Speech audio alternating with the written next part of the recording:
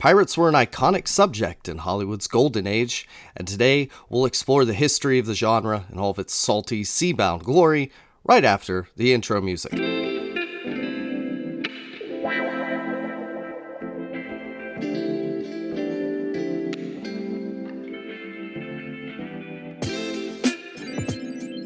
You're listening to Second Cut. This is the podcast where we talk about topics in film, theory, criticism, and history. I'm Jacob, and I'm the one claiming to be English in an obviously American accent. I'm Sam. I'm the one who is claiming to be Irish in an obviously English accent. I'm Kieran. I don't know what I'm claiming, but whatever I'm claiming, it's more guidelines than actual rules. You could be the American doing an English accent for no good reason. Shh, they're on to us. Don't tell him. 5 years and he hasn't worked it out yet. I don't remember if we talked about it on... I guess we didn't talk about it on air. But last week, Kieran, you were telling us about the origin of the pirate voice. And I guess we'll get to that in a minute. But we're talking about pirate movies because Gore Verbinski's new movie is coming out. Yeah. I don't know what it is. What is it? Stay alive, don't die, have fun. Or good luck, like have fun, don't die. Yeah, which is like a comedy time travel movie, basically. And yeah, obviously his most famous work to date is the Pirates of the Caribbean trilogy. So we thought, yeah, why not look back on that well-worn genre of Hollywood history. Yeah, that is a bit like, I think, like a bit like the Western has gone through kind of peaks and troughs. You know, the Western kind of had its moment in sort of the definitely the 50s and 60s. I would say definitely was the heyday of the Western. But then the Pirates kind of, right from silent stuff, but definitely sort of 30s, 40s, and then it kind of dips. Yeah, they kind of have a similar kind of arc to the Sword and Sandals stuff as well. You know, they've kind of been up and down in that fashion over the years. And funnily enough, they both came back into fashion, you know, in the 21st century around the same time as well, with Gladiator and Pirates of the Caribbean. So, yeah. Yeah. I mean, I'd argue pirate films never even had really a resurgence. It was just Pirates of the Caribbean, and that's about it. And then those movies started sucking anyway, and like who really cares about whatever the next Pirates of the Caribbean movie is? Isn't there one in production? Let's be honest, we'll all go and see it because it's a new Pirates of the Caribbean, but it's not going to be like the first trilogy had a bit of magic. It's a new Pirates film without Johnny Depp, starring Karen Gillan, I believe. So already that's 2 pluses for me. Not starring Johnny Depp and with Karen Gillan. Yep, I'm up for that. Although Have they not got Johnny Depp back on, or has Disney not issued an official apology yet? Therefore, he won't sign on. They've not announced anything. I mean, who knows? Maybe I think wasn't it rumoured that he wouldn't be back, but maybe Keira Knightley and Orlando Bloom maybe kind of in like supporting roles, like surprise third act appearances, maybe. It's gonna be it's gonna be a Pirates Legacy sequel, isn't it? I've seen the thing that apparently Margot Robbie has signed on. Okay, interesting. Okay, possibly. Well, let's talk a little bit more about like the history of pirates, specifically on screen. And I read a good piece from Dr. Richard Blakemore, who's a professor at the University of Reading, which I know how to read that properly in British English. University of Reading. Oh no, is it? No. We just mess him up every time. It's actually Warwick as well, you know. he talked about sort of the first media history, which was like books. Like he talked about once contemporary to the pirate age, like De Amerikanische Zeerovers, which I guess is some kind of Dutch or German text. General History of Pirates, spelled with a Y, from 1724. Treasure Island, Peter Pan, blah, blah, blah. Finally, he got to movies, and like cinema is really where pirates in media like took hold and captured imagination is like a subgenre of I mean, I was going to say it all really goes back to Peter Pan and Treasure Island. Those two source textures establish so much of like the kind of the grammar and the tropes, of the genre, really. Yeah, I think between, I mean, yes, Long John Silver, but I think Captain Hook is really your proper pirate villain. I mean, I think Treasure Island, you had like the kind of the disreputable kind of brutal pirates, and then Peter Pan that was like the gentleman pirate archetype, which again is another one you see of coming in and out of fashion over time. I mean, other things as well in Treasure Island, like X marks the spot. It comes from Treasure Island. It was not a thing before then, and just general bits. So obviously with the, I think. Black Spot, So it's buried treasure maps of X marks the spot, the Black Spot, all that stuff. Yeah, but obviously when we talk about pirates, we're talking about a specific kind of time period as well. Nobody has done a movie with Julius Caesar getting kidnapped and goes, this is the pirates movie. No, it'll be a Roman epic. And is it Captain Phillips about 15 years ago, which is modern piracy, but not a single person, even though it is a pirate movie, nobody would call it a pirate movie. When we think of that, we're on about the swashbuckler sort of late 1600s, early 1700s, that era, Caribbean, Jamaica. That's where we're on. I also don't count like Treasure Planet, any because space pirates, that's kind of a different thing because it's more sci-fi really to begin with. Yeah, that's more Sword and Planet. And things like Firefly and Serenity as well. They come under that role. Yeah, they use elements of like pirate kind of tropes and things, but they're kind of sci-fi's, although kind of a bit Western stuff thrown in as well. I was going to say Doctor Who's done pirates occasionally. They went, they did an episode Curse of the Black Spot, hilariously enough, with Karen Gillan in it. So I wonder if there's a connection here somewhere, which had sci-fi elements in it. Obviously, it's Doctor Who, and then they did Legend of the Sea Devils a few years ago as well. So pirates and sci-fi, they've always blurred. Probably the biggest kind of pirate thing in media, aside from Pirates of the Caribbean of the past decade or so, was Black Sails, which that they just advertised at first just as a pirate show, really kind of a gritty, interesting pirate show. Then halfway through the first season, it turns out this is a prequel to Treasure Island. What do you know? Just can't quite get away from that. And speaking of Treasure Island, there's been at least 15, as of 2018, different versions of Treasure Island released, along with 5 TV adaptations. And it was Hollywood's golden age, like we've said, that was the big era for pirate movies. There were a ton of A pictures made from the 30s into the 50s. Even before that. And much like they did with Christmas Carol, weirdly the Muppets did a strangely faithful to the text adaptation.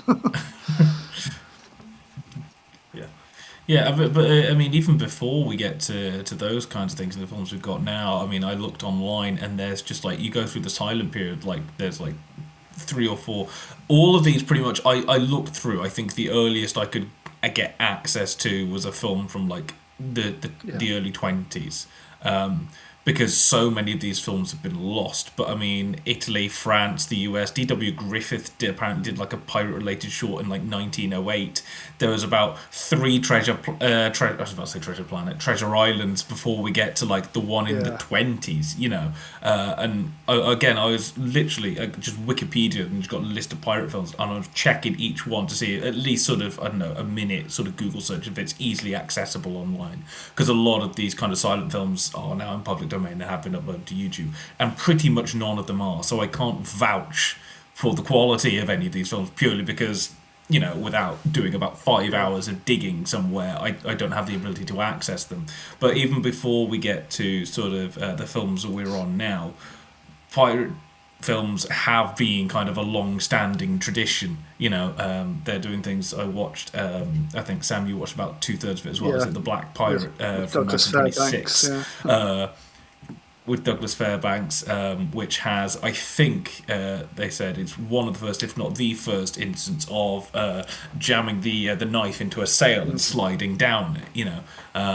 Which they then went and tested on MythBusters years later, and that had a really interesting. I think the most interesting thing about that film is that they got like a experimental like two-tone like color thing that they were trying out, which gives it all a very nice sepia thing, but with bits of blue, and it really works quite nicely. A lot of it's quite stunted, but there's some nice battle scenes, and there's a really interesting shot later on in the film where I think it's Douglas Fairbanks. He's right down in the bowels of the ship, and the crew pass him up, and it goes to like 8-9 layers, and it almost looks like, I'm not sure if they've tilted it like that, because then some people are standing up, but it's almost like he's being kind of carried sort of horizontally, and they flipped it so he's going up, and the camera's kind of tracking along. And if you're going to get really someone to climb up like something sheer, and just a just unbelievably kind of acrobatic fashion, Douglas Fairbanks is your guy. Well, he wasn't climbing; he was being carried, so he's just open like that and just being like almost crowd surfed up. But it's the fact they've got the camera mounted as well. You see bits really in the film. You always climb up the sides of ships and stuff like that. Obviously getting up to the mast. Thing, it's really impressive.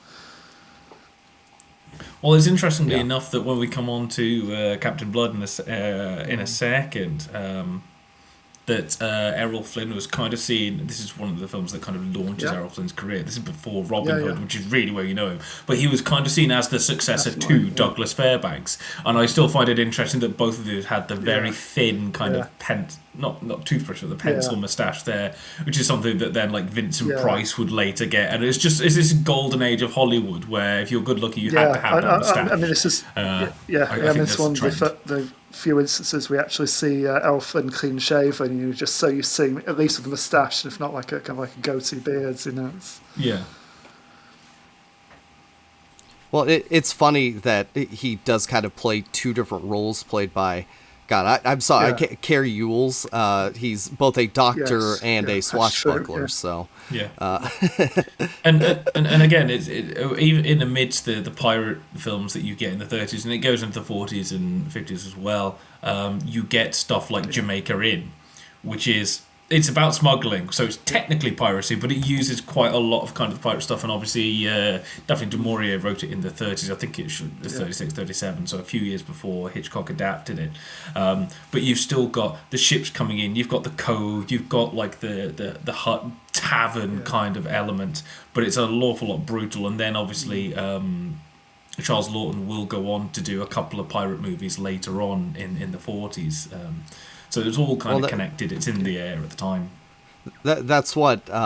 Gosh, I already forgot what the guy from Reading's name was, but Blakemore. That's what he mentions is pirate films rarely show pirates carrying out acts of piracy. Instead, the classic swashbucklers of the 40s to 50s often had plucky, democratic heroes standing up to tyrants, usually Spanish ones, and usually the pirate heroes were really government agents or eventually redeemed themselves and reconciled with imperial authorities. And of course, all of these films are being made under censorship rules, and that they can't really glorify like pirates being bad pirates the way you can. They're very after the code figures. I mean, the code was sort of a thing. They did have just a general kind of agreements, like rules to engage.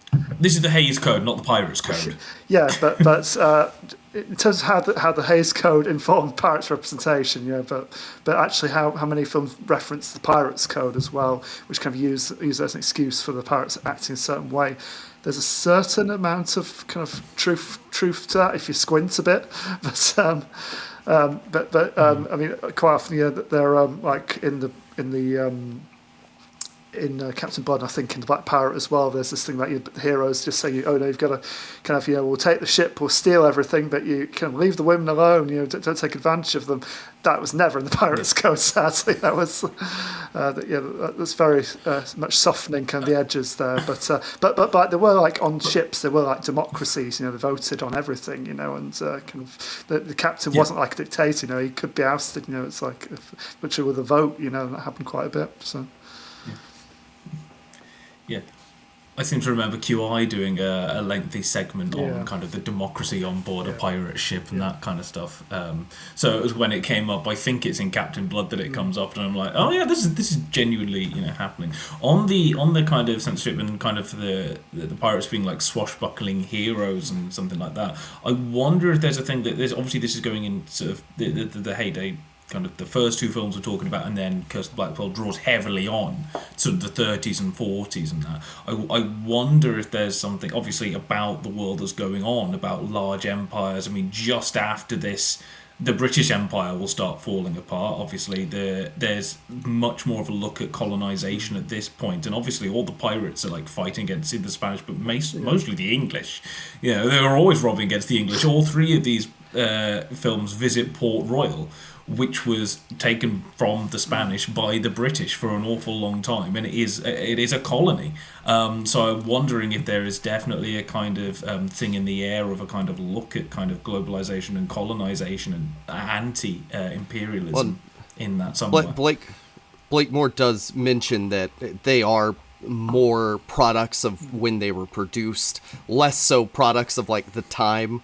Although in the golden age like films, they are still sort of glorifying and romanticizing empires and that time in history, and you could definitely tell like in more modern media, like that stuff does change with Pirates of the Caribbean. Like it's not as obvious, but like one thing that he mentions is all of the different, like whether it's the government or the pirates, everyone's morally ambiguous, and I think that's a lot more in line with actual history.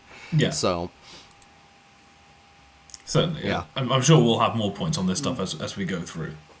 Yeah. Well, and of course, like Pirates of the Caribbean 2 takes the pirate genre into a place that the classic films didn't do so much, because they were more just straightforward action adventure swashbuckler movies. But yeah, I mean, that's probably a lot to do with the fact that Disney's budget. And they can do, if you're making a pirate movie back in the 30s and 40s, you can maybe get one action scene, maybe two, and some of them do look great. Don't scoff at their budgets back then. I mean, they are insane. Yeah, for like what they are. But then, sort of 2 and 3, when they're shot together, were at one point the most expensive films ever made. I think Dead Man's Chest had like 450. I think the whirlpool effects in Pirates of the Caribbean 3, I think, was the single most expensive visual effects in history at that point. Pre-Avatar, obviously, but basically for a long time, it was just that was the thing to beat.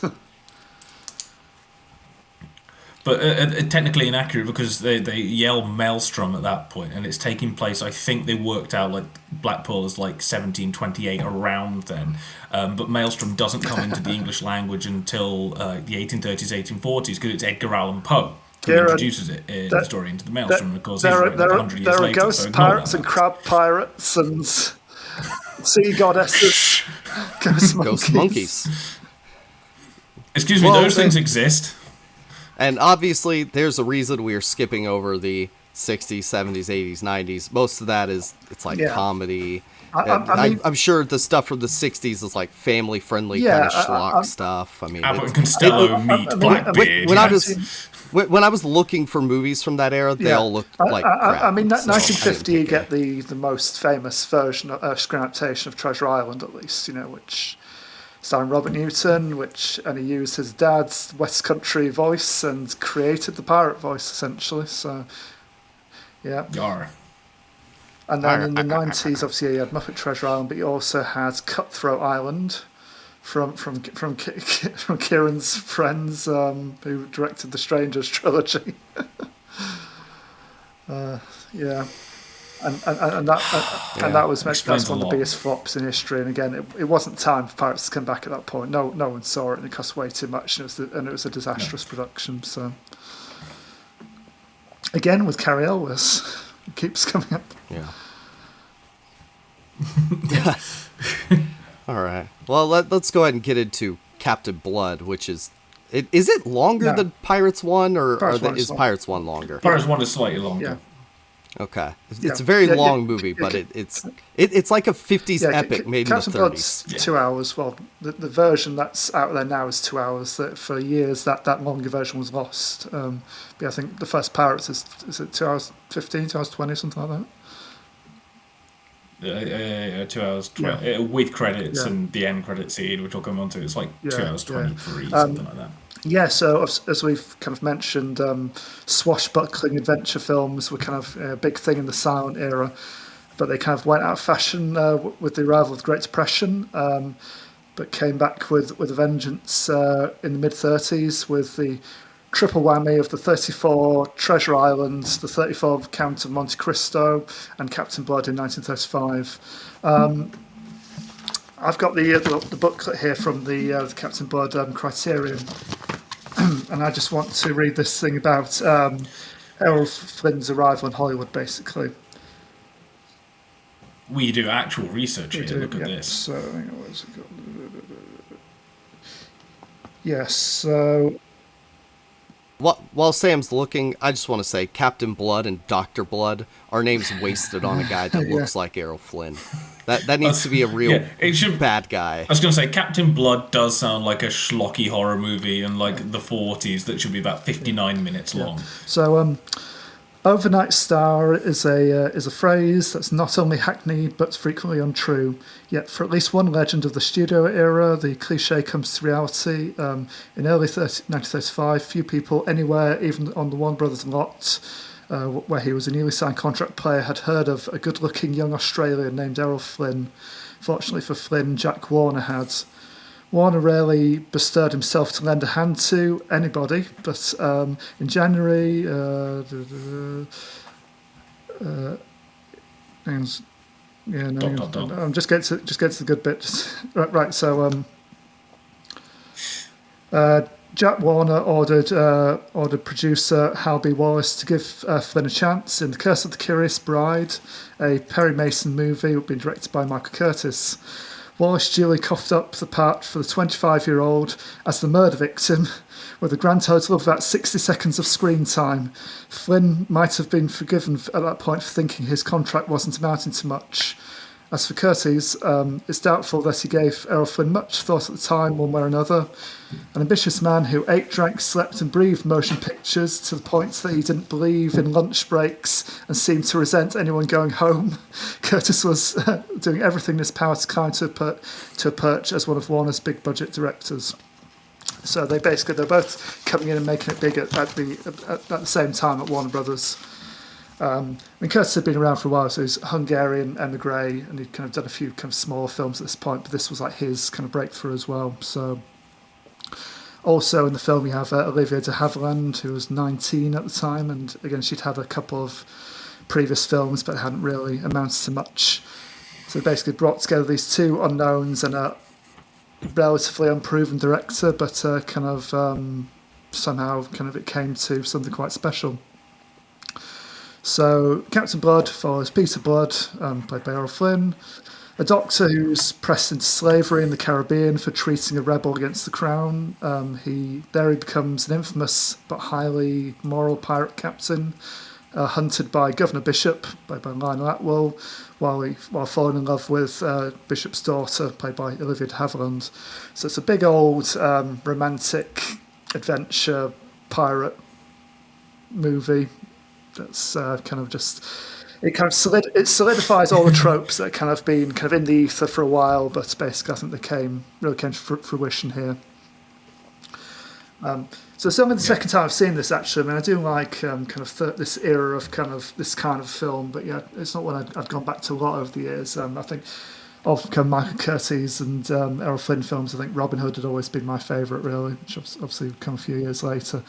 But I think this one is kind of it's kind of an interesting one because apart from anything, I think the same will go for Jacob's film when we come to it. But it's interesting to see just how much was directly lifted from this and plonked in Pirates of the Caribbean first in the ride and then in the film itself. Yeah. So it's all here. Often mentioned the Pirates Code. You've got these got an attack on Port Royal from the ocean. You've got a visit to Tortuga. You've got Yeah, so no supernatural elements, but basically everything else really in here that was come to be come to make that franchise such a How success. many ship battles are there? I can't remember. Is there just There's the the one? attack on Portrayal, which kind of we just see from kind of the land basically, Yeah. and then really I mean, it's just ship the on big one ship. at the end, and most of that is kind of recycled footage or a combo of different techniques because that was quite an expensive film. And the end result is good. They basically Good old they Corman basically style. ended up using elements from a couple of films from the Seahawk from 19. Hang on, where is it? Seahawk. No, that was after Scum the Seahawk.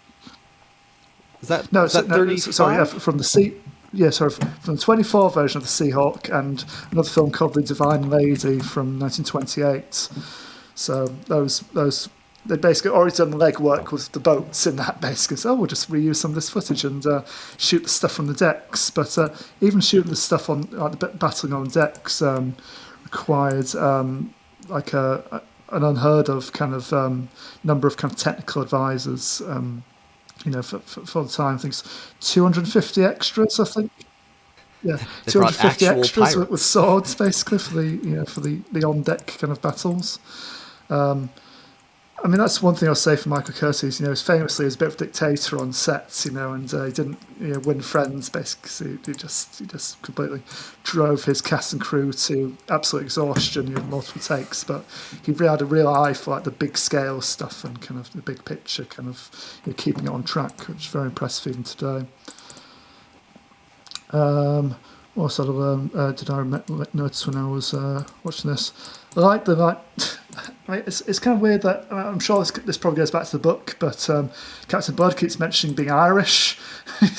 he's played by an Australian who's very obviously doing an English accent, but okay. I mean, I don't know whether Irish people sounded Irish back in the 17th century, but it's How fine. is his English, Yeah, Irish, does whatever the job. Yeah. accent? Okay, he doesn't sound very Australian. No, I think he'd been in Hollywood for a while. He's a Yeah. professional.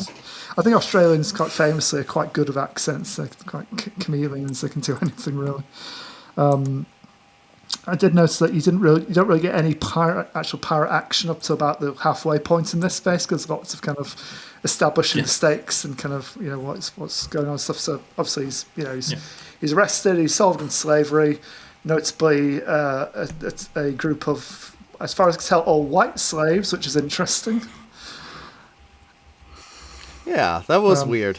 I mean, I suppose the black slaves might have already been on the plantations at this point. I think there are references to the plantations in dialogue. I think Bishop kind of, talks about, kind of keeping the industry going, keeping the money coming in at one point.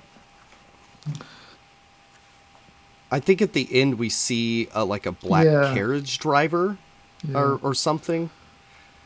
But I like that he's kind of, again, this kind of romantic figure. He's morally flexible to a point, but he's got certain principles they won't deviate on. I mean, and kind of he goes the line early on. I fought for the French against the Spanish and the Spanish against the French. It's like I'll do whatever's required of me. I've not really got scruples, but he is this one to kind of insist on they follow him and his crew, follow these rules. They're not causing undue harm, destruction, and so that they're not taking advantage of the women, which I don't think goes down well with many of his crew.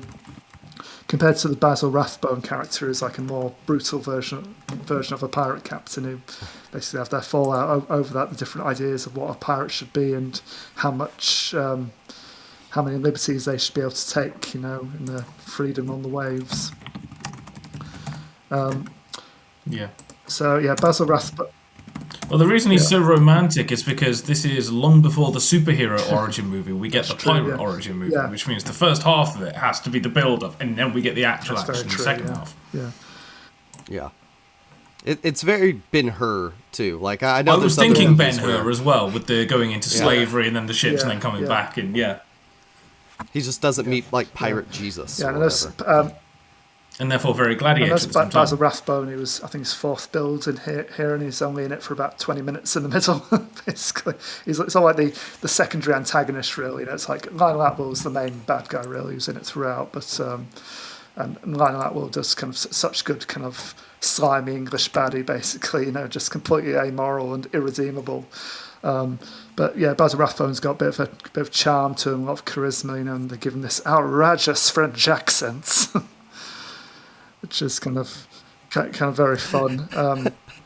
And famously, There's the part with that one guy where he says, "Oh, don't speak French," and Dr. Blood says, "That wasn't French, it was Latin." So, like, there's also just complete yeah, idiots in this movie. yeah. I mean, apparently Basil Rathbone didn't think this was the best role for him. He didn't feel that entirely comfortable doing like a kind of a cold French accent. But I think it kind of worked for the kind of film it is. Everything's slightly exaggerated, and he's famously Basil Rathbone. He was the best swordsman in Hollywood. He was often billed as. He was fencing champion in the army. And won loads of championships and basically ended up training a lot of other actors. To use their swords properly. But because he always played bad guys, I think I mentioned this a couple of years ago when we talked about Robin Hood. Because he always played bad guys, he always lost the sword fights, even though he never would have done. In reality, he had to downplay his skills a little bit. Yeah. I don't think he actually ends up in a sword fight in any of the Sherlock Holmes No, he films kind of does either. it. Yeah, he Probably has ends a up few in a, fists. Yeah, he probably has a ends few up in a fist boxing fights, doesn't match, he? but Yeah, that was probably. because Sherlock Holmes could have been a champion boxer according to in the Yeah, canon, but yeah, I don't think he has yeah, a sword fight. yeah. It's apparently Basil Rathbone. Talking about like his often his fights or the fights, screen fights that he's involved with are considered like up there with like the best ever filmed. But yeah, he lost to so he loses to Errol Flynn in this and in Robin Hood. He loses to Tyrone Power in The Mask of Zorro. He loses to John Barrymore in. Hang on, no, he lost. No, sorry. He actually wins it in Romeo and Juliet because he's playing Who Kills Mercutio in Tybalt. Yeah, so he's playing Tybalt now. Tybalt. So he Yeah. wins then before being killed straight after. So he's got yeah, Five so he's Romeo, got yeah. one win there. Loses to Danny Kaye in The Court Jester about 2 decades after this, in like a comedy version of the normal sword fight, which is very. If you've never seen The Court Jester, it's an interesting one. It's a broad comedy musical, but with some amazing action in it as well. It's sort of like a comedy version of like a Robin Hood type thing, and Well, the thing is, now you know why all the Fast and Furious actors have things yeah, in their contracts saying that they're not allowed yeah, to lose a fight. that's true. It's very true. Him and Yeah. Sean Bean, I think, are Yeah. the reasons why So this. they're fighting the beach in this, and noticeably have been a particularly good sword fight. I think the one in Robin Hood is even better than this. You got and obviously you got Errol Flynn and Olivia de Havilland in this, who I think she admitted later in life that they never actually had a proper affair. She said she was always in love with him, and she kind of the only reason they never got it on was just because she just thought it wouldn't end well because he was a notorious womanizer. So it's probably better that never actually happened. But I think you can really see their chemistry on screen. I think it's I think it really plays well in this. And this movie has that moment where she Yes. buys him, for slavery for like Yeah. 10 pounds or whatever. And then later, he buys her for like way more and is like, ooh, yeah, rubbing this in your face. Yeah. Take that, lady. 100 or whatever it is, because it's the price of the Yeah, pearls, yeah. isn't it? I mean, I like the little details in this. Apparently, they did it like a load of. I mean, it wasn't basically the detail was on the page. So, like Jacob's film that we'll get to, we've actually both picked films based on Raphael Sabatini books. And he was well into kind of doing his historical research and make sure like all the details were there. And I think they lifted a lot of that from his book directly. So so the stuff about how kind of the composition of the crew and kind of how kind of chain of command on these ships and again the codes and kind of what kind of the different territories were at the time, and the different warring factions and how they kind of cross paths and stuff like that. That was all kind of well researched and stuff like that. But just little kind of technical details in this, like so whenever they're on the deck of a ship, you'll see a slight movement kind of over their shoulder, like and I don't know whether that's. I can't think back then it would have been like a gimbal, but it's like something's been swayed, the camera's been swayed, or the scenery's been swayed, or the actors are swaying themselves like this is on Star Trek. But something it just gives it that bit of movement to make it feel like you're actually on the sea, which is just kind of Yeah. nice little touch. No. In Star Trek, apparently the actors came up with like a scale Yeah, of how much they should shake. It's like you need to shake for impact. How much? About a 7. Okay. But yeah, it is interesting because it's not that much movement, but very, very slightly. You just see very yeah, slight movement. So I was watching that going. They wouldn't have shot it on an actual yeah, sea. So like if they got the whole set moving, like which is okay if it's like you know certain things you can strap it to like, a camera to like a plank of wood maybe and heave the yeah, entire thing. But like certain things, it's like this is impressive to do. yeah. So I mentioned that the final battle scene, which I think is very kind of impressive and kind of really good to look at. Everything obviously, it's like a It mammoth is. undertaking, film just all the kind of on deck kind of battle and the stuff from ship to ship. I mean, again, I think direct shots lifted for Pirates of the Caribbean of them like swinging over, onto the other boats and back and forth and stuff like that. Yeah. But yeah, that was like a combination of no actual full size ships were in use or were being destroyed or like that. It was either recycled footage or miniatures or trick shots. It's just a variety of ways they achieve that, and basically most of the effort is kind of on the kind of the ship to ship kind of sword fights and everything like that. Mm. Lionel Atwill, notably, he was this is probably one of his final kind of larger roles in Hollywood. He's well known for playing villains. He played a villain twice previously for Michael Curtiz. He was in Doctor X and The Mystery of the Wax Museum, the original Wax Museum film, both times for him. Okay. And then, but basically after this, he ended up doing like Poverty Row films and like the odd Universal horror sequel, because he was involved in a big court case at the time. He was indicted for perjury in 1941 for providing deceptive answers on questioning about an occurrence of an orgy at his Hollywood home that he was being he was being questioned on. Oh, So definitely So yeah, un-Hollywood, isn't exactly. that So really? yeah, so so there was a judge that was yeah, not yeah. invited. So he was Yeah, sort of he was a bit disgraced and his kind of start I somewhat certainly tarnished wasn't. after this. So I mean, there's so many films like the late 30s, early 40s where it'll just turn up for like a couple of scenes, or it's like a really bottom rung kind of B movie, and he'll be like the lead in that, but just you've never heard of it. Like it's like yeah, it's Boris like Karloff in the horror at the 60s. zoo and stuff like that. I think that's literally a title of one of them. So it essentially ends up being like Donald Pleasance, Yeah, who literally is like, "Will I get paid? Yes, then exactly. I will do Yeah, it." And he just turns up in the worst yeah. things imaginable, like Yeah. for like, two Errol scenes. Flynn and Michael Curtiz infamously hated each other, even from this. But they worked together 12 times over their careers, and they did each other a lot of favors in terms of their star power and kind of just getting projects done. They obviously got the best result out of each other, but yeah, it was never a good time with one set. I mean, right, Yeah. Errol Flynn was so nervous at like his kind of first starring role, basically that early takes. That they did were unusable, and they had to refilm more when he kind of got his eye in and kind of got a bit more confident as he went on. Basically, because just bullied him like throughout that whole kind of early early period. I mean, I think he got his he got his own back later on. I mean, I think for Robin Hood, I think he again, Kirst was insisting on like a really dangerous stunt and like putting the stuntman in like unnecessary harm's way, basically, and asking for like the safety guards to be taking off swords and things to make it seem more real. And to which our Flynn apparently just took him by the throats and put kind of a sword tip up to up to his neck and said, "Is this real enough for you?" So he backed off a bit at that point.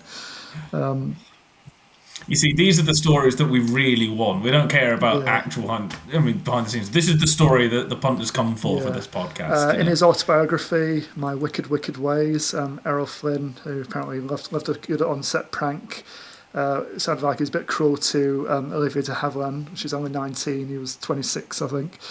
One of the pranks she pulled on her was leaving a dead snake in her underwear, which thankfully she wasn't wearing at the Oh, time, but she found it when she put them on. And kind of was, I tell you what, that's the it's, kind of thing that Jared Leto I was got roped thinking, into yeah. I the was ringer thinking for 10 years ago. 35 version of Jared Leto,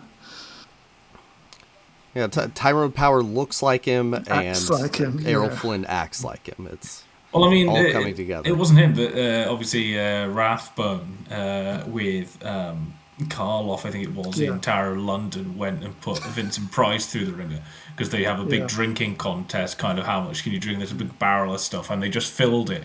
It was meant to be water, and they just filled it with absolutely anything they could find that was alcoholic, and just went here, Vincent Price, and just dunked him in it. Got him off his face. Yeah. I mean, what do you guys think of this one? I mean, I think so. You can see the influence. I mean, I really like it. I think it's a really fun kind of swashbucklers kind of. It's the one to imitate. You know, for quite a long time after this, really for good reason. You know, I think Yeah. kind of the characters are vivid and it's a good adventure story, and kind Yeah. of.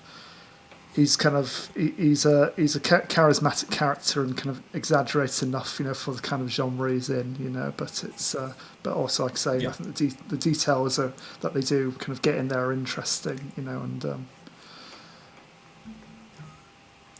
Especially for yeah, 1935 as well. I mean, we shouldn't give older films leeway yeah, just because they're older, but obviously they don't have as much a bank of knowledge. The evolution isn't there. You know, moving cameras have only been around for 10 years yeah, in yeah. that kind of way. You know, so it's. I mean, is it this one? Oh, Black Pirate. There's a really nice couple of shots of them kind of. There's a couple of moving camera shots just like earlier on in the film going around Port Royal as he's kind of walking forward. It's like everything's starting to come in here. Apparently, this is one of the first films to have like a full kind of orchestral score to be kind of made Yeah, and then synchronized for the film as well, or at least one that yeah, popularized it. Because I mean, before then you'd get bits and pieces of incidental music, but the whole point of this is talk is we want to hear yeah, them talk. You know, we don't want music played over the top to get rid of it. This is something that we had in the silence, and so by combining the two, like everything's here. You know, there are bits and pieces. It's not going to be for everyone, and there are times where you kind of go, but everything's here. You can't vault yeah, it to that extent. You know, it's Yeah, I think it's I don't super love 30s movies unless they're like the yeah, European art films, and yeah, like silent films are more yeah, interesting to me than early talkies. And like, yeah, this is a really engaging story. It does drag in some places. Like, it's a little silly that he becomes yeah, the governor at the end, but like, I guess that's just a yeah, pirate trope yeah. thing. But And yeah, it is a good yeah, movie. It's a and good if the main bad performance. guy And isn't going to be killed off, you know, it's like you kind of got to teach him a lesson at the very least. You know, the good guy's got to come back up, at least got to yeah. humiliate him. Obviously, you know, it's that setup of, you know, you're not the governor anymore. Yeah, by order of the king, come in and meet the new governor. Who will it be? And he's sitting there with hand on his head, Yeah. you know. I would be interested in seeing the Yeah, shorter cut just to see like what the difference looks like, because it is a little yeah, bit of a long movie, but like the ending is really good, and yeah, all the yeah. Because I pirate think it was stuff the is fun. t- Yeah, maybe if you can I reduce the think first yeah, act by yeah, sort yeah, of yeah. 10 I think minutes the or so. TV version, which I think was the one that was around for years, was about 20 minutes shorter, I think. But they eventually rediscovered the other scenes, put them back in for the home media release, essentially.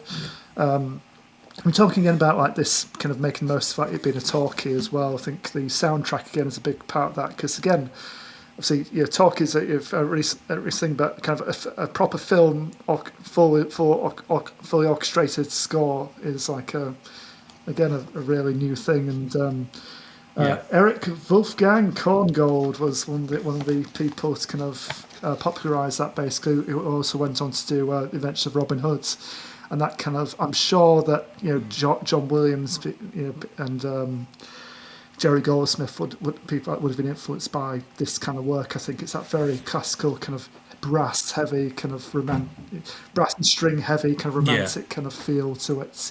Very bombastic, but kind of fits that kind of exciting adventure kind of story. Yeah. I think it's interesting you're saying about the silence. That this feels like sort of the silence kind of got their style, and by sort of 25, 26, 27, the epics there with movements, it was starting to come into its own. And then there's a shift in the directing style as obviously the sound technology comes in. So everything becomes a little bit more static to a certain extent. And then by the time you get to sort of 33, 34, 35, everything starts to merge together. And I think that's what makes this interesting by the middle of the 30s, getting towards sort of 37, 38, 39, when obviously you get things like Gone with the Wind and even Wizard of Oz and stuff like that. The technology and the understanding of how to make the most of the new sound systems with moving cameras as well and everything like that. I think this is about the point where kind of almost the way that modern blockbusters look starts to kind of come into its own, and you can see a development throughout the 30s, I think, by the time you get to 39. And I really appreciate, and again, same goes for Adventure Robin Hood, I really appreciate in this era where kind of to show something, you had to essentially build it for real, or as near enough for real as good. They might have kind of found a workaround with the ships, but like the Port Royal set is incredible, and the sheer number of people on screen at once. And again, apparently, Mike Curtis, again, he was clashed often with producers because he basically didn't think about how much it was going to cost. There wasn't his concern. It's like, no, this is my vision, we'll do it my way, and I don't care. What do you mean we're going to pay all those extras in the background of this inconsequential bit of dialogue? Basically, he wants to film like every frame, like even like something that should have been a close-up, and he's like, no, I want to pull it back a little bit more, and have stuff going on in the background. It's like, no, please don't. That's going to cost so much more. So he constantly clashed with them on that. But I think it's really clear about the Port Royal kind of and the Tortuga kind of scenes. These whether they're exteriors or interiors, they're always packed and something going on all the time. It's kind of really kind of tactile feeling, which I appreciate. Yeah, so it was the kind of the pirate film to follow in the footsteps of, essentially. So see it if you haven't. It's pretty good. So from it also established Errol Flynn, obviously. Yeah. So from Captain Blood to another Raphael Sabatini adapted film, the Black Swan, not a pub but a pirate ship.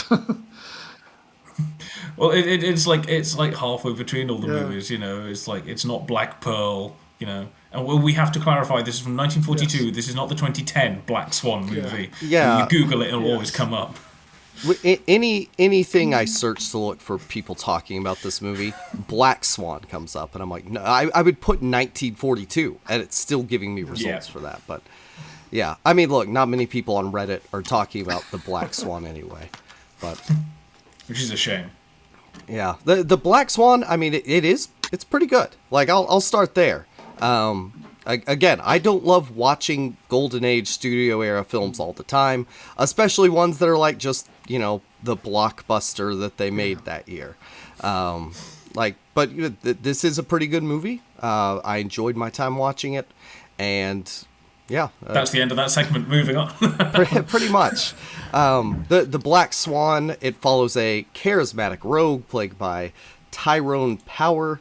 Very much like a proto Han Solo. Like, you could tell George Lucas was going to these movies as a kid going, oh yeah, I can't wait to make the Searchers mixed with pirate basically movie. After Douglas Fairbanks passed away, basically I think his legacy kind of the roles he would have carried on doing went to either Errol Flynn or Tyrone Power or a couple of others. Basically, there are these kind of handful of guys who played very similar roles to each other. Yeah, and here he seems, I was watching it going, there's almost like a combination of Jack Sparrow and Will Turner. Yeah. There's elements of both characters in here.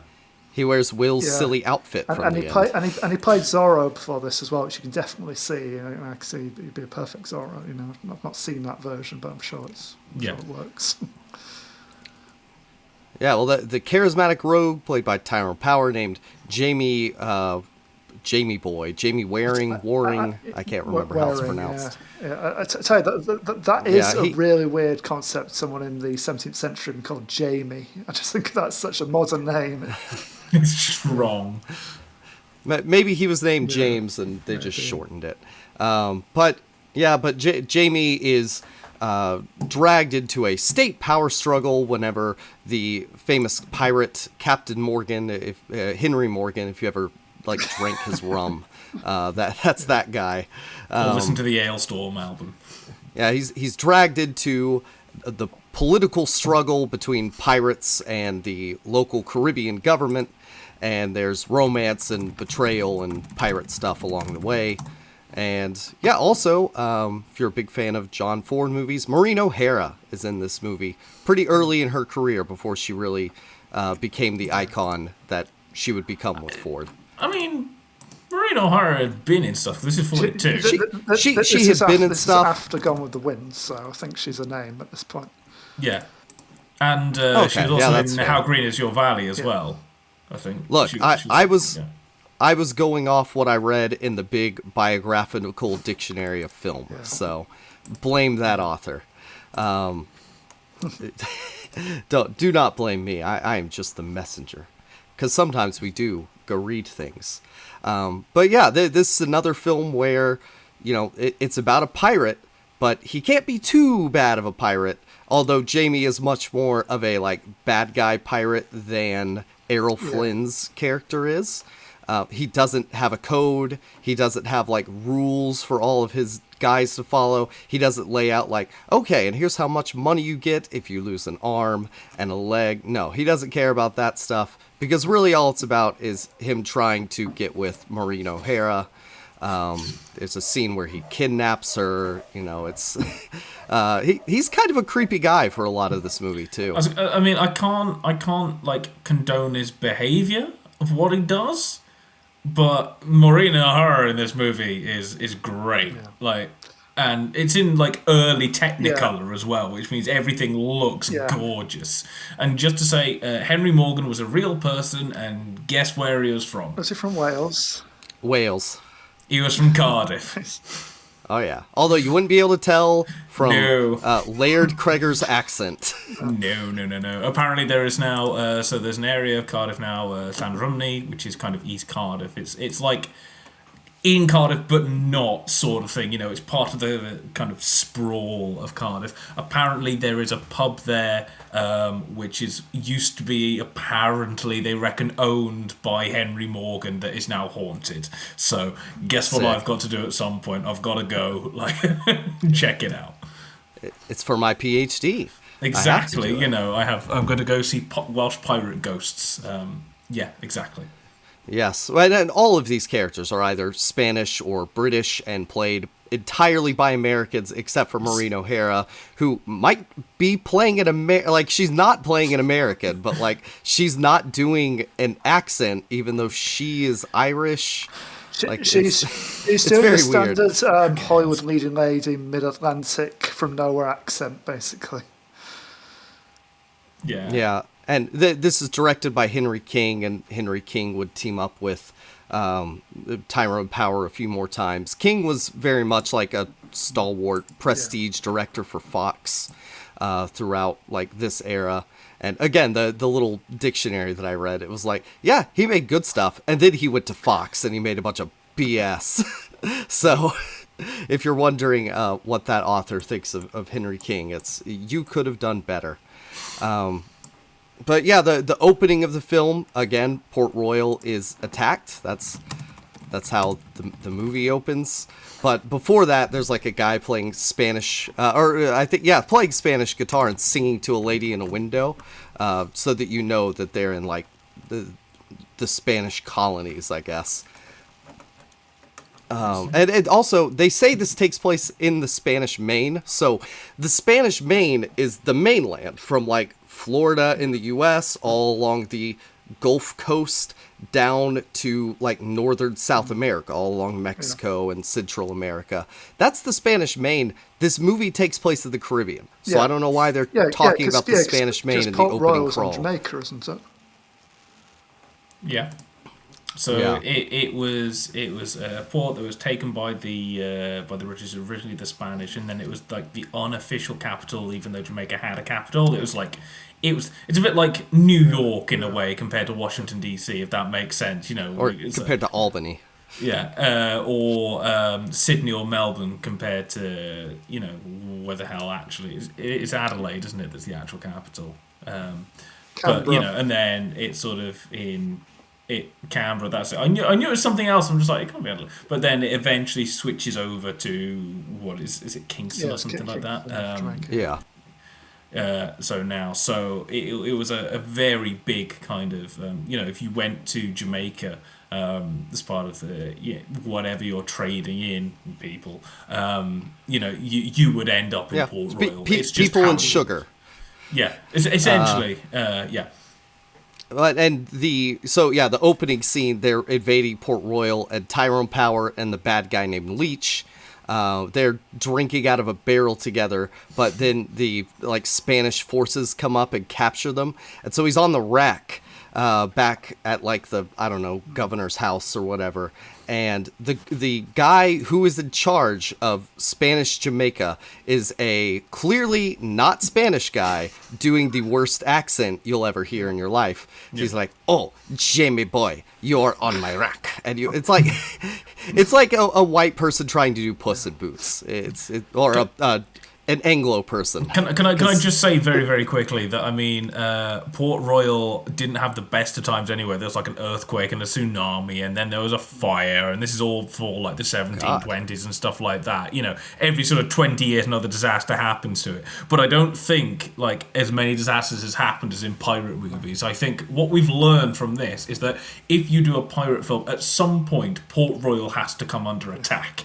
All three of these films have people fire on Port Royal or attack Port Royal. It's just a theme now, It's like in a Western, you have to have a horse clopping through like a river or something like that. In a pirate movie, you have to have them attacking Port Royal. And I don't care if it's in 1920. You've still got to go to Port Royal for some reason. The good thing is that after the pirate attack, he gets saved by Tom Blue, is like his pirate buddy.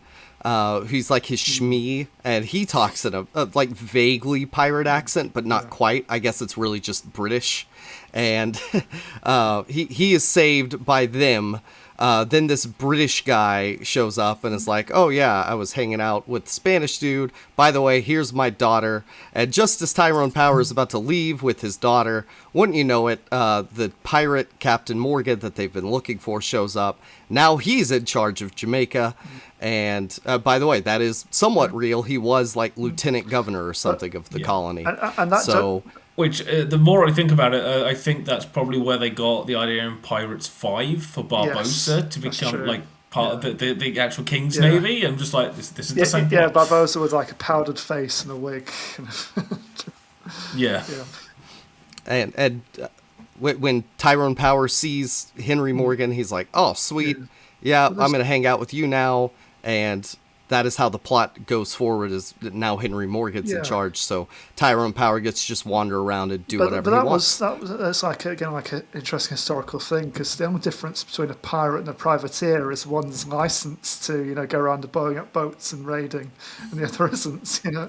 Actually you could have who you're working essentially for. One of them has a license to kill, the other one doesn't. That's the difference. Well, I think they said like the war between Spain and England is over, and those wars never really go well for Spain. They never really end either. I'm just saying. Yeah, but so then he's going around doing whatever he wants, but finally the bad guy Leech. So Maureen O'Hara has a boyfriend, which again trope. There's a rich guy, colonist guy that the main woman is like romantically involved with, or the guy wants her to be in some way. But fortunately, Tyrone Power could just like kidnap whoever he wants, and he has to go after Leech. I guess he does that one time, comes back, and then kidnaps her. And then the guy who's in love with Maureen O'Hara is the guy who is betraying them and secretly giving like information over to the bad pirates so that he can personally enrich himself. Yeah. Is what he's doing. With Leach, it's so weird seeing George Sanders in this, just basically playing it the complete antithesis of the kind of role he normally plays. So you think of him normally as this tall, distinguished English gentleman with like a fruity voice, the voice of Shere Khan, we saw him last year in Village of the Dams, but in this with like... That's Shere Khan? That's awesome. In this with like a great big bushy ginger beard. A great big he looks bushy like beard. that wilding from Game of Thrones that we talked about a couple weeks ago. And hilariously enough, he wouldn't appear in Jamaica Inn, but he is in Rebecca and Foreign Correspondent. Oh, yes, he is, yeah. So there's slight connections to piracy from there through Hitchcock.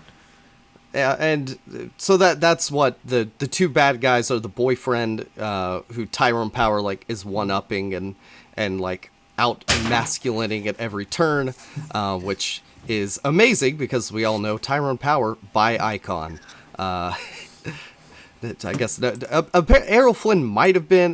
There's a lot more unsavory things about Errol Flynn if you read what people say about him.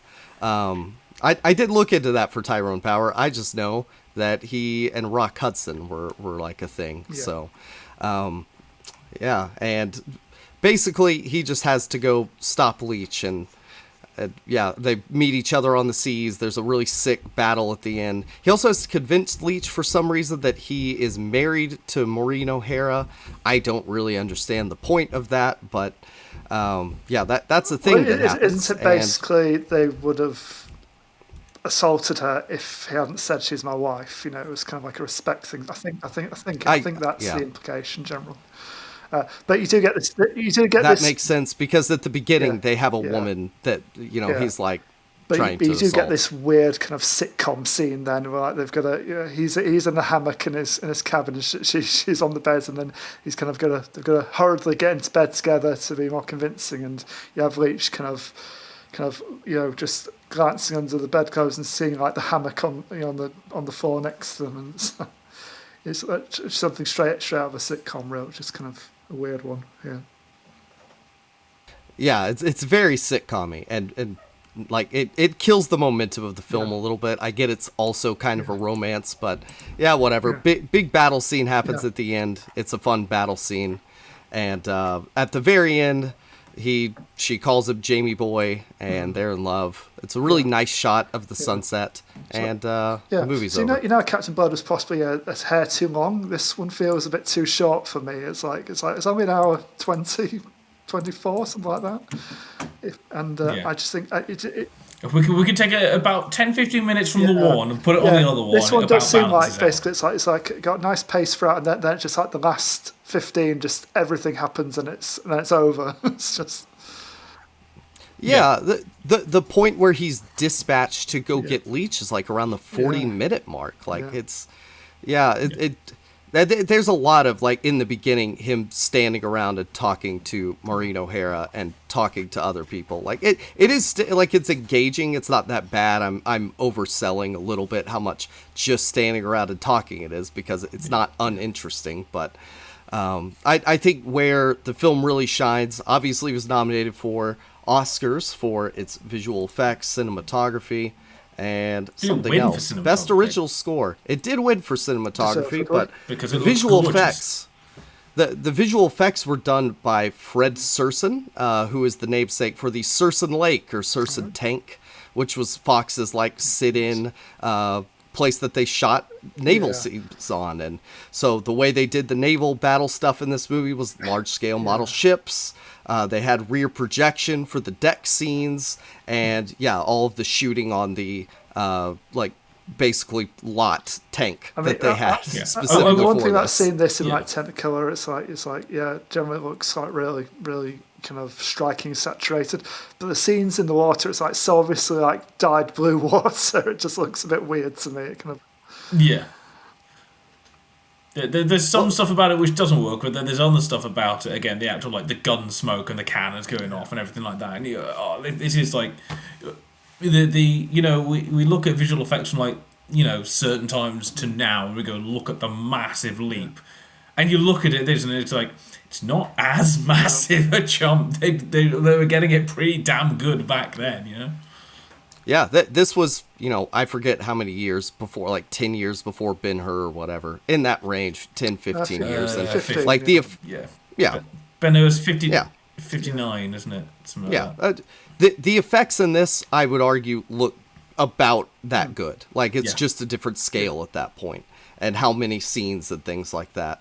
And, you know, for this movie, the Technicolor, I mean, I'd argue it's a little muted, really. And I was reading about whether or not that is from the, like, the way it was done in post, or the way they shot, like the costumes and stuff they had, or the way it was lit. Like, it's not full on like super bright, but it is really colorful. And reading about Shamroy, I read an article from 1941 about him. Leon Shamroy was the cinematographer, and he was an engineer before he became a cinematographer. So that's the way he thinks about stuff. He wants to use every tool in the arsenal, but only when it's appropriate, he said in the article. You don't use a bridge girder in an airplane wing just because it's available.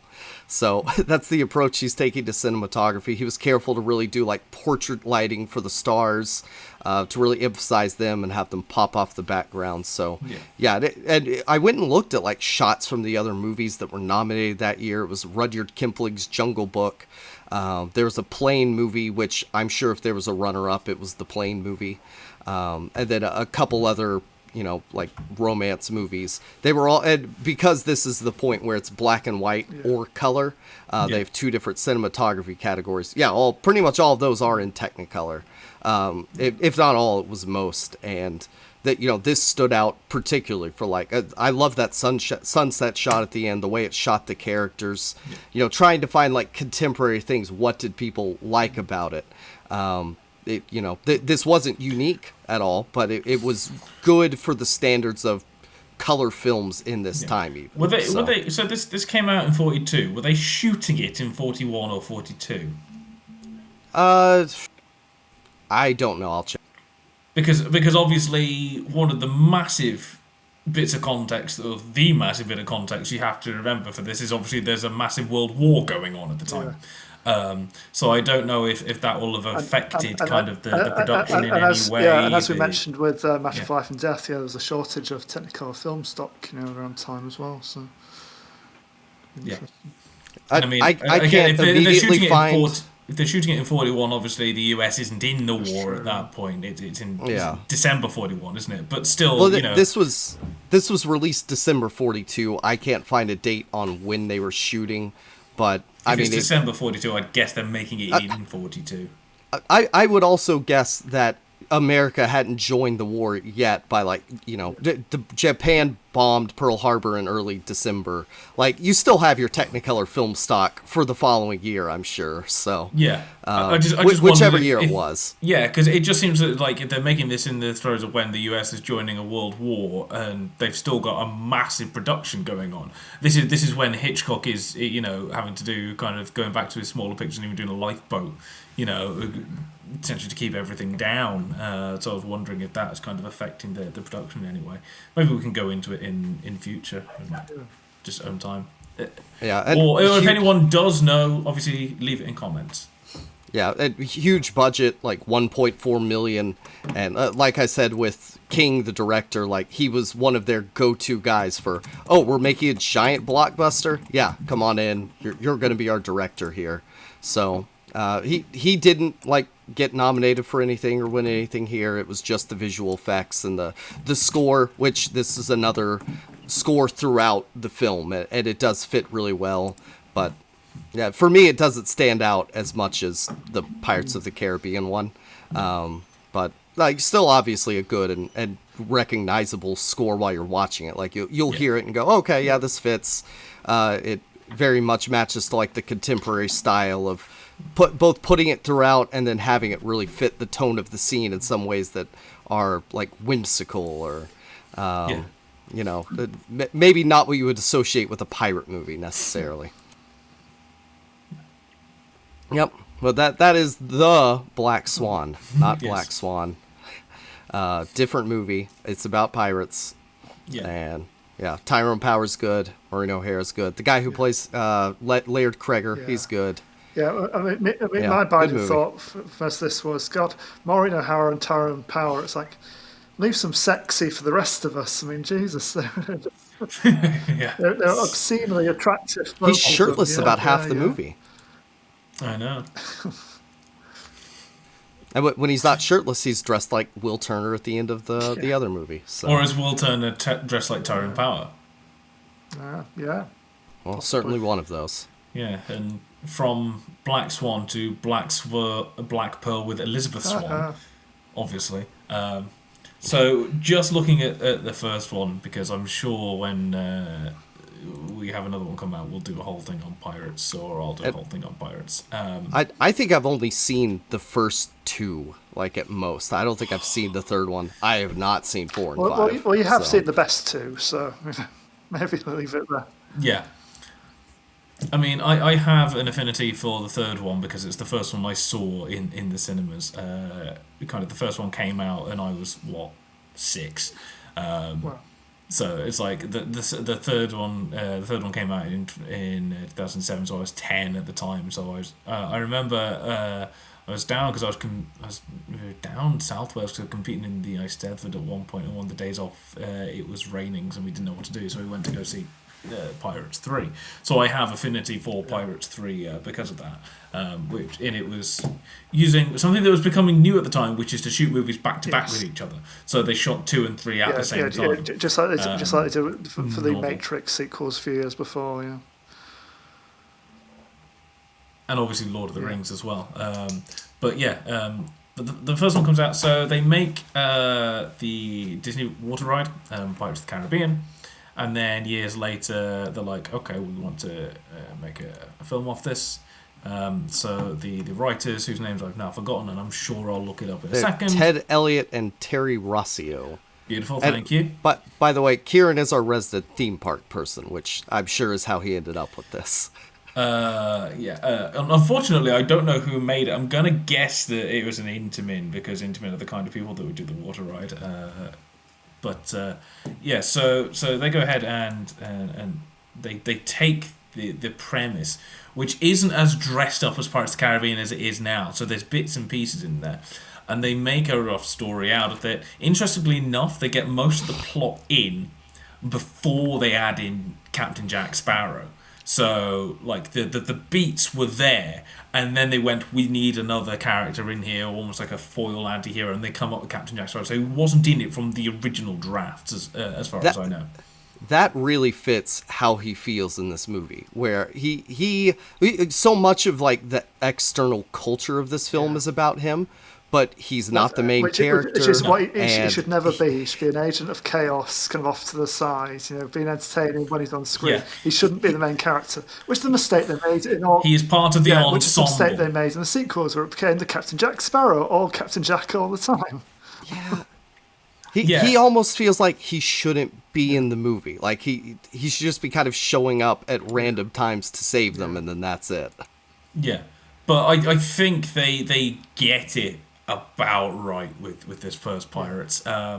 So if you somehow haven't seen the first Pirates of the Caribbean, Curse of the Black Pearl, because originally it was called only Pirates of the Caribbean, but like a couple of months, I think it was, before it came out, it might have even been less than that, Disney decided to put on Curse of the Black Pearl before it, which everybody thought was a risk, because obviously, as we discussed, pirate movies are essentially dead and have been for like 7-8 years at this point because of Cutthroat Island. So the fact you're launching a pirates film, not only that it was their first, at least in the UK, with a 12A rating film, because they're like, we've got skeleton zombie pirates going around murdering PG-13 in the US. So it's a step up from their usual. I think more than horror element, we've got visual blood every now and then in this kind of visible blood even. Yeah, and I think people underestimate how much of a risk this was. Now that we've got everything after that, they strap that on. Obviously, that's going, pirate movies have been dead for coming on a decade now, so nobody's expecting it to do well. You've got pretty much everything else going on. It's the start of a new franchise, and they didn't also want Johnny Depp. They were like, he's this weird person from some obscure like little movies. We're not having him as Captain Jack Sparrow. Like they really did not want Johnny Depp, and now it is his iconic role. And I would argue one of, if not the most iconic film roles of the 21st century. Like, even if you've never seen a single second of Pirates of the Caribbean, there's a good chance you know who Jack Sparrow is. Like, and there are people that will only know Johnny Depp because of Jack Sparrow. Possibly, like, this and maybe, like, the three from Harry Potter, which is something else that I think goes underappreciated, those performances. But yeah, general... Yeah, I'll agree with that. Captain Jack Sparrow is definitely like a top-tier 21st century movie icon. At least the top 5. At least. And definitely for originals. So anyway, the basic plot is... basic plot. Based on a Disney theme park ride. Yeah, essentially there's a cursed treasure that Elizabeth Swan, who at a young age, played by somebody who was about 9 at the time, who eventually gets switched out for Keira Knightley, who was like 17, 18 at the time of the shooting. Later on, is the governor's daughter at Port Royal. Welcome back, Port Royal. It's been about 5 minutes since we had you here. And she is come into the possession of a medallion. And essentially, pirates attack Port Royal, and they happen to have a curse on them, and they abduct Elizabeth Swan along with this pirate medallion, and her kind of love interest, the person who's longing after her, Will Turner, frees Captain Jack Sparrow, so they can go sailing after this cursed ship that has this cursed treasure, and there's swashbuckling and fighting, and essentially Turner, Will, which is Orlando Bloom, is trying to save Keira Knightley, and Johnny Depp is trying to take down Jeffrey Rush, and it's kind of those almost two plot lines simultaneously, those two wants and needs. You got Johnny Depp as this kind of slightly unconventional, kind of interesting new take on a pirate kind of character, and then you got Jeffrey Rush as the classic kind of iteration of a pirate character. Yeah. He is the Captain Hook, Long John Silver, that kind of thing, Henry Morgan, all the stereotypes rolled into one. The interesting thing that I think definitely with this one, that the later films get wrong, and other people have commented on this as well, is that Jack Sparrow, the point of him is that despite all his weird stuff like that, he is pretty much always the smartest person in the room. And that's his entire point. Yeah. And pretty much everything that I'd argue a bit like Indiana Jones, he's just very lucky. I mean, there's a lot of luck, but I'd also argue that the things that go wrong for him are luck-based. We also we have Will Turner's the classic swashbuckler pretty boy hero too. Yeah. So we got all. Guess what his moustache looks like? Yes. So then has a moustache as well. Princess Bride. He is the Errol Flynn. He is the Douglas Fairbanks. The Tyrone Power. But bless him, Orlando doesn't have the charisma of those earlier stars, does he? He does his best, but I don't think he's. I think he gets. Keira Knightley gets all his charisma. And then this is Orlando Bloom coming off doing Lord of the Rings as well. It works in Lord of the Rings because Legolas is meant to be emotionless and kind of. Not kind of rising to anything. Emotionless and cool and calm, but I think when you're trying to be an actual human, I think he's less good generally. Try not to be too cruel, but Keira Knightley is outstanding in this movie. Yeah. She really is. So the fact that she's like 17. I think she turned 18 on the shoot, didn't she? Yeah, I think they celebrate her birthday. Yeah. So. Oh wow. Yeah. So I mean, also something Blakemore talked about was like gender dynamics in pirate movies, and like obviously here they are trying to make the like damsel character a bit more have utility and purpose and not just be the woman. But he points out that at the end of the third movie she has a kid and she's just waiting for her husband to come back. That's the end of the fifth movie. Whatever. Yeah, but whichever like, movie. From the third movie, where she's elected pirate king, and she's going full on swashbuckler mode to conform to the gender norms. Later on. and that's king Yeah, specifically. Yeah. Yeah, I mean, they go off on one. No, I mean, the Pirates movies will get run through the mill, and I mean, the later five is not great, Five is and four is kind of five is terrible. Four, at least you get Ian McShane. You know, he's good. as Yeah, Blackbeard, and Penelope Cruz yeah, in it as well, doing various yeah. bits. That's where it starts to go. Let's just make Jack Sparrow do funny Yeah. stuff, and we'll build a And that was Pirates the era movie where around basically it. Johnny Depp was blowing all his wages on crate after crate of expensive wine, and he was wearing an earpiece at all times, couldn't be bothered learning any of his dialogue. So, yeah, Yeah, Sure. it shows. But these, especially this first film, Curse of the Black Pearl, and then two and three are yeah, kind of a package on yeah. their own. But mainly this first film, it is so nicely done. There's moments in it. I can't remember which one it was, if it's one of these two films or Black Pirate, where I think it might be Black Pirate, where there's a moment where they're holding onto a rope and they move a cannon off and drop it into Yeah, the sea, and that uses a pulley yeah, to launch them up yeah, into the air. And that happens several times. There's in this bit where a cannon goes into the yeah, sea and that goes up. There's also a bit in the third one where he sets off a cannon blast in order to jettison him across, across the things like there. Everything's in yeah. here.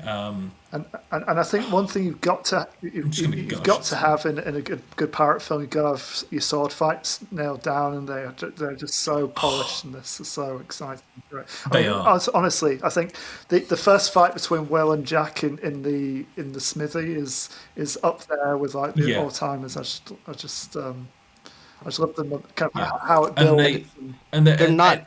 each film they have to try and Yeah, one up it. So in the second one, you get the giant wheel. kind of Yeah, mill wheel on the yeah, island. The third one, I mean, the whole yeah, maelstrom scene. They just Well, try they're and one also up it. not. They're not overdone either. Like with the prequel trilogy, where there's so many lightsaber fights. No, There's really just a couple in this movie, like maybe three that yeah. are like yeah, major ones. I mean, the thing with this film is that it is ridiculously well yeah, paced. It's very well paced. I mean, considering I was watching it, and the first it takes 40 minutes until like the curse is revealed, and so like 42, yeah, 43 until Jack's yeah, out of the prison, they're nicking a yeah, ship. But yeah, there's a big ship to yeah, ship battle in this movie, and then in terms of like sword, you get little bits, but in terms of like major sword fights, you have the Will Jack fight. I mean, you've got the yeah. escape that he does at the beginning. You've got the ending Yeah, yeah, fight, in the cave. and Yeah, Jack versus Barbosa, and Will and Elizabeth kind of Elizabeth versus keeping the other everybody pirates else. off them. Yeah, Yeah, but then like there's not that much else. A lot of it is. It sounds weird, but a lot of it is yeah, talking. But it's so well done, and I saw something from somebody else that one of the ways they've made the dialogue iconic is essentially to treat it as iconic as it's yeah, doing. So they'll mention it 3 times throughout the film. yeah, There's bloody pirates, and more like guidelines anyway. All these things keep coming back, and then they then end up in the later films, and they are just gloriously iconic. And I mean, Johnny Depp then bases his performance on Keith Richards, which is hilarious because he shows up in the third one as his dad, for some unknown yeah. And reason. then they shove Paul McCartney in the fourth one to keep that gag going, and it's not funny in the slightest. Put it this way. I forgot that was a thing until you mentioned it just now. So, Okay. not thank you Yeah, for making me remember that.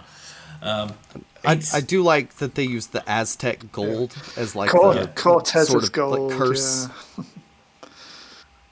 Yeah, Get a new 828 world pieces. like haunted story. Yeah, and I mean that brings in very slightly, obviously, the colonial yeah, issues that they will slightly further go into. I think it's in a deleted scene, but where it's kind of explained that Jack used to be a slave trader, but set his prisoners free, and as a result, they sunk the Black Pearl yeah, to the yeah, depths. and he made a deal with Davy Jones to raise it from the depths yeah, of the sea which they, in exchange for yeah, 100 yeah, souls. which they obviously established properly in the sequel, don't they? Yeah, don't they? Yeah. That's why it's got the chart hole. One of the things that I do like of it is, again, there's little bits that you kind of notice the more I watch it, that the Black Pearl always has like a little ghostly fog, its own little fog microclimate around it, which is not there when you see it right at the end when it comes to rescue Jack. Yeah. What And it's I just the love is little bits.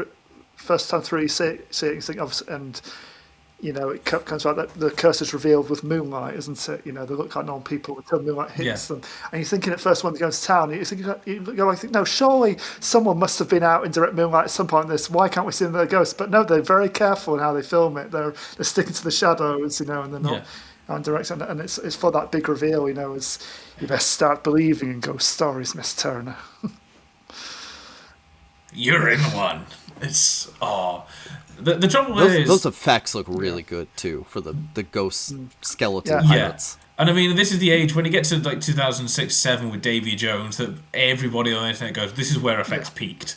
Yeah. You know, Yeah. The they visual do it effects so worse. good. A lot of people were convinced it must have been like a prosthetic element to it, but really not. You see all the on set kind of shots of Bill Nye in like his like his mocap suit with just some dots on his face. Ping pong ball outfit. Yeah, I mean, and this like. I mean, you guys know that I will bash Hans Zimmer's recent scores until the days come home because he doesn't make scores anymore. This was back in the day when he actually wrote music and Yeah. not just like Although, droning sound he's effects. not main composer on this, he was main composer from the second one onwards. This is one of his Yeah, so I think all the main proteges. kind of motifs, all the main motifs and kind of the basics are there, and then Klaus Badelt's Yeah. kind of finished everything off and polished it up, kind of thing. He did all the hard work, and he just kind of hummed tunes to himself. That is like, do that, Yeah. do this thing Yeah. that I just sang. I think he's doing other things, which is actually quite. This is why when you listen to the soundtrack for this, and then you listen to the soundtrack for Gladiator, you go, Yeah. there are parts that sound almost exactly the same. It's like, I wonder why. Yeah. They are almost Yeah. exactly Can I the mention same. my kind of low key performance highlight in this? Obviously, everyone talks about the showy performance. You talk about Johnny Depp and Jeffrey Rush and a few of the more memorable pirates characters. But I really enjoy Jack Davenport in this. I think Norrington is. I mean, he becomes more kind of a key character as the series goes on. But I think you've got to have that counterpoint to both Jack and to Will in this kind of straight arrow kind of. And he's a bit stuck up and he's obsessed with his duty and obviously he hates pirates, but essentially I think he's kind of supposed to be a good principled man, and he just wants to do the right thing, and obviously he's very protective of Elizabeth and of innocent lives and everything, and I just think you need that kind of counterpoint. I think he's great in this, and I think also kind of in like the kind of wider universe. This I think he's pretty much established to be the best swordsman of them all. Basically, he's no one's gonna generally no one's gonna beat him in a one-on-one fight because he's just so well trained. The others they've learnt their skills just from out of necessity basically. But he's obviously had all the military training and He's drilled, and that's his entire point. It is the two sets of pirates, the bad pirates versus Jack Sparrow as a renegade versus the might of the British maritime army and colonial powers, and for that also Jonathan Pryce is just very well in a big wig, therefore almost unrecognisable aside you've got from to have a his slightly voice. doddery kind of governor character in these, haven't you? Really. Which is weird because he almost has like the same sort of get up and kind of physique as sort of like Henry Morgan in Black Swan. I was thinking more about almost. the original governor in Captain Blood. Before before the main bad guy takes over. The original guy's who's got gout and is hobbling around everywhere. Reminds me a bit of him. Yeah. Well, I mean, guess what? The Pirates of the Caribbean is drawing its inspiration from. This is why we did these. Exactly. In this And order. actually, the makers of the ride, they kind of dropped in all these references. It's kind of famous pirates and pirate kind of stories and things like that. And then obviously, in this. Yeah. Golvinsky took, which lifted kind of direct kind of shots and kind of visual influences from these kind of films. He's a bloody pirate of pirate movies. The other two movies don't say like Davy Jones's Locker. They don't talk about all the rum and other stereotypes for pirates that have kind of just come across, over the years, slowly made their way into pirate stuff. And the sequels can become their own thing, really. And for me, get a bit bogged down in their own mythology, really. I think they overcomplicate it, but... Yeah. I think number two is interesting because it sets something up. Number 3 is essentially a political drama with pirates in it. Number 2... And it's interesting for its own reason. Number 2's good mostly because of Davy Jones. All that side of it is really interesting and really well done.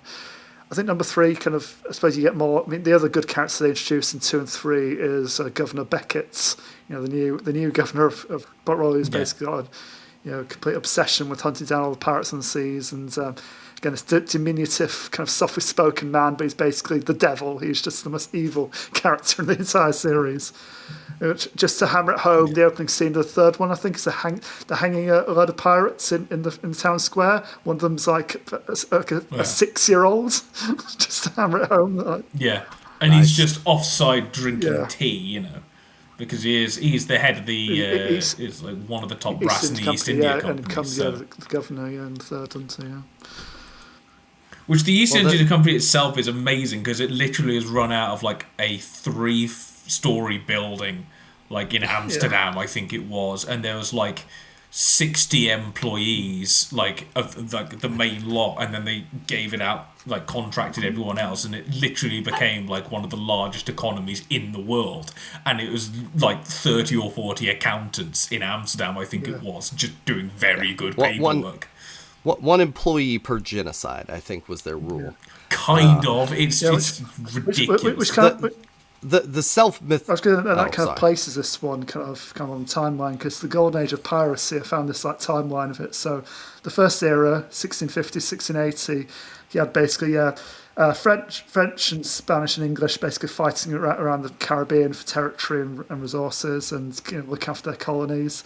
Then the second phase in the 1690s, long-distance voyages around Caribbean, North America, and then across to places like Madagascar and Southeast Asia, and that was it's basically the East India Company kind of targeting these kind of areas of wealth, basically, kind of dominating high seas. So I suppose we could presume this is sometime the 1690s, if you're going to historically place this tale of supernatural ghost pirates. Yeah. I mean, Wikipedia said the late 18th or early 18th century. Yeah, I've heard sort of 1720, 1725 to 1730, around there. Because I guess you've got to, by the time you get to the sequels, which is Dead Man's Chest and World's End's like a year after this one. You've got to have time for the East India Company to become a massive power. 1730 is like the end of the era of pirates, basically. So yes, sometime. Which makes sense because this is the year that everything's under threat. And obviously in this one, it says to Norrington, it's like the Black Pearl, the last great pirate power in the seas, and the whole thing is that the idea is freedom is becoming lost. And obviously in the third one, Barbossa says to him, it's like the world's getting smaller, and Jack goes, the world's still the same size, there's just less in it. We're filling everything in. There's less room for the imagination, the supernatural, and that kind of thing. And admittedly, this is just... go ahead. I literally had not seen this since I was like 10 or 11. And back then I got confused about the Black Pearl. So it's Captain Jack's ship, but he doesn't have it, and he's not a ghost pirate skeleton. What... the way that it was his ship and then they mutinied and took it from him, that just seems overly convoluted to me. Unnecessary. They mutinied against him. So on the way there, they mutinied against him and chucked him off along with Bootstrap before they got to the treasure. And that's why he didn't have the curse on him when they were all cursed with the gold and everything.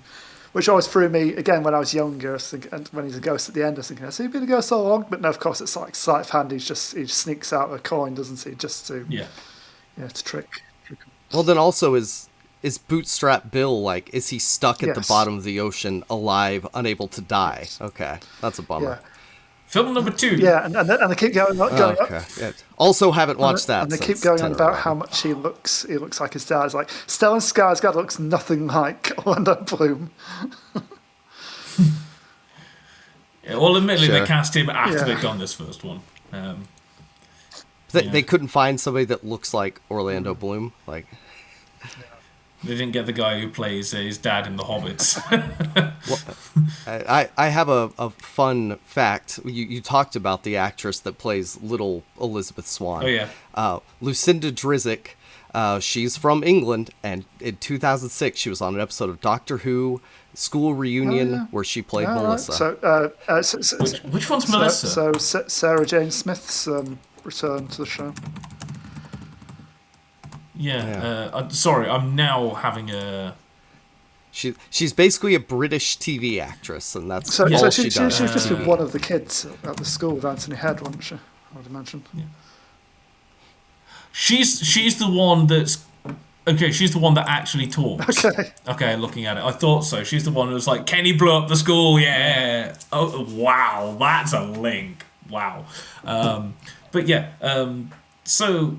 Yeah, with that all said and done for Pirates, it then obviously comes out. And they're not holding out that much hope for the reasons as stated of essentially everything against it. It was a big risk. Yeah. And despite all that, it does massively well. Obviously, it just, it gets nominated for Oscars. I think this is Johnny Depp's only nom. Yeah. For... Was he nominated for Ed Wood, possibly, or as well? first. I'd have to check. Possibly. But, like, if he's the top 5 performances and it's like, this is just like a random blockbuster series in the first one, and it's going to be the part of the thing, and he gets nommed for, is it Best Supporting, I think, actor? Yeah. I don't think he gets for main. Which, again, goes to show that Jack Sparrow was not intended to be the main character. But I think he gets a couple of other noms as well. Probably VFX and something like that, and the next 2 will as well. Makes like 700 million at the box office, which again, 25 years ago, 23 years ago. He's had 3 Oscar nominations over the years. But at this point, yes, it was his first one. So yeah, his first was. It was actually nominated for lead as Captain Jack, which is interesting. I think he would have probably got it if they'd gone for supporting. Yeah. Who got it? Who got the win? So it's the 2002 Oscars, isn't it? 2004 Oscars. 04. Oh, okay, yeah. Who would have got it? And then he got nominated again for Finding Neverland, again for lead, and for Sweeney Todd, again for lead. Who beat Johnny Depp at the Oscars for Pirates? It's going to be... I've got it. It ain't going to be somebody from... Yeah, it's Sean Penn for Mystic River. Then also Ben Kingsley for House of Sand and Fog, Jude Law for Cold Mountain, and Bill Murray for Lost in Translation were all up. Whereas supporting role, Tim Robbins for Mystic River won. And then Alec Baldwin, Benicio del Toro, 21 Grams, Digimon Hansu for In America, and Ken Watanabe for The Last Samurai. Those were... Yeah, this is 2004, so this is the year that Return of the King won pretty much everything else, isn't it? Yes. Yeah. It's either Return of the King or Mystic River, essentially. The one category they never had any hope in was any of the acting categories, Lord of the Rings, though. No, because they put them in ensemble. Though I would argue you could give it to either Ian McKellen or Sean Astin, really. Supporting actors. Yeah. Or Orlando Bloom, hilariously enough. So I have seen this film too many times to count. I mean, I debated not bothering to rewatch this movie. I can quote it all off by heart. Because I've seen it plenty over the years. So. It's like I got a couple hours for this. I'm like, I've got time just about to rewatch it. And one of the other things to say is that this is one of the rare films pre-Marvel with a post-credit scene. Yeah. That for years after knowing it, I didn't know was there. Because nobody knew about post-credit scenes apart from Ferris Bueller back then. I still didn't know what happens. Jack the monkey picks up a piece of gold and changes and goes, rah! Okay. I thought it was going to be Davy Jones shows up to tell him about the Pirates Initiative or something. No, but the fact that obviously he goes and takes the gold coin is kind of how they very loosely set up. No, it's not that, is it? Because I think initially they were going to have it so that the monkey puts a piece of coin in Barbarossa's hand after he comes back. But no, it's tiered armor. Lupita Nyong'o. Naomi Harris. It's it's Naomi Harris who resurrects him in the sequel. Yeah, because she says, "Oh yeah, I brought you back. I can take what she said. What was given can be taken away." Yeah, and she can do it because Barbossa was only dead, whereas everyone else, because anyway, I adore this movie. It's like people will trash and go, "Oh, it's blockbuster trash" and that kind of thing. But you know what? It's a good spooky swashbuckler. The effects are great. The acting is top notch. The music's great. It's probably the best of the Disney live action films. Yes, I can't think of anything else. Of anything else that comes close, really. Yeah, it was. Yeah, the phrase "lightning in a bottle" is overused, but here it really is lightning in a bottle. Or everything just aligned perfectly, just to slam into Curse of the Black Pearl, and set off a number of careers. And Gore Verbinski pretty much hasn't matched it since. Yeah, it's a fun movie. I can't say I'll be watching any of the others again. Two and three. Don't watch 4 and 5, but 2 and 3 are at least worth the watch. Maybe we'll see. Yeah. All right. And then in terms of pirate movies, have there been any recent ones? I can't think of a recent pirate movie aside from Pirates of the Caribbean. Really, no. I don't know. It's more about pirating movies these days than it is about pirate movies. We'll look it up somewhere. So that's the problem with them. Unless it's going to just be set in the slums of Tortuga or something, it's going to be an expensive production at whatever level you try and do it at. So, you can't do an indie pirate movie, can you? Boats and water involved, it becomes like astronomical budget, really, doesn't it? Yeah. And that's why they stopped making them. It's like all water and boats and all the sets, the miniatures. Like, it's just a pain. Not only that, it's the fact it's a historical as well. So now you've got to get the costumes, the hair, the makeup. You've got to do all your research. You've got to find places. You can't just go out and shoot it because you've got to find places where there aren't power lines and tarmac roads everywhere. So like all this stuff just means it has to be a very close, controlled environment in every respect, and that means it's just the cost spiral. I would love to see somebody try like an indie like.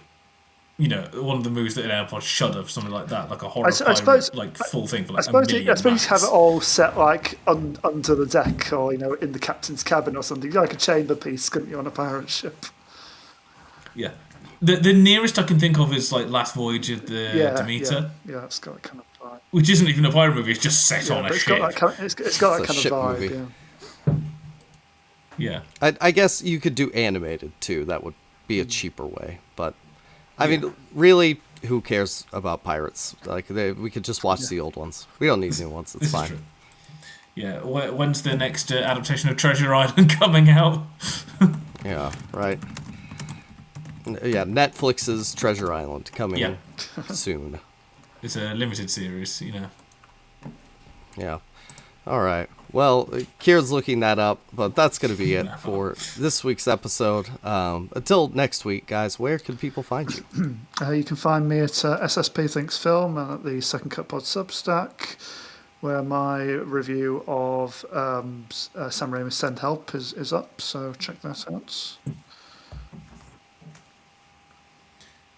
Hopefully you don't find me anywhere. If you do, I'm K-Judgmental in various places. Don't have anything new up at the moment, but eventually I'll get to stuff. For example, Scream, when it comes out. I'll definitely be on doing that. Yep, and you can find me at Jacob Film Guy. Also don't have anything up recently, but yeah, there will be something eventually.